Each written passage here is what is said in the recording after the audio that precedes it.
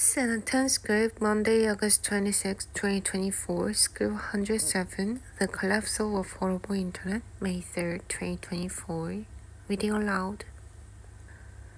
1968, student protests at New York's Columbia University take over several buildings and briefly even take the dean hostage. One of the buildings they seized, Hamilton Hall, which students occupied during recent protests at Columbia. 1968, the first time it was occupied, Hamilton Hall was the scene of a dramatic police action that resulted in the arrests of 700 people. Those protests against the Vietnam War had been taking place for years on college campuses across America and would continue for a few more years from Columbia to Cal Berkeley to Kent State. In 1969, student protesters at Harvard took over and occupied University Hall, marching school officials out of the building. The primary difference between then and now, the scale of the violence.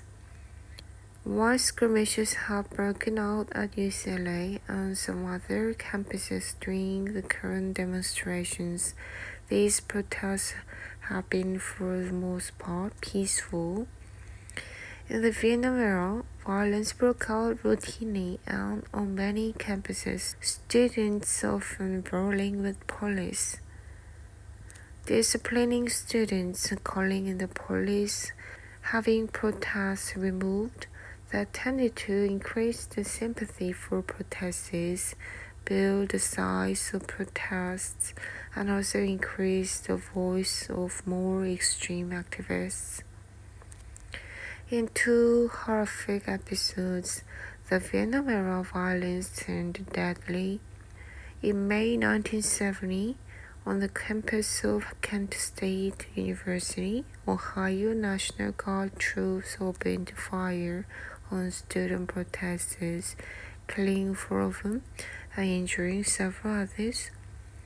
Days later, during racial injustice protests at Jackson State College in Mississippi, police fired at a dormitory, killing 2 students and injuring a dozen others.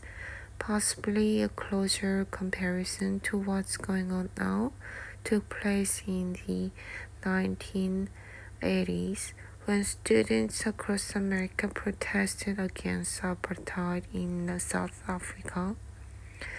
They called on schools to divest themselves from company schools that supported the apartheid regime in South Africa, much like students are now calling on colleges to divest themselves from Israeli-linked companies.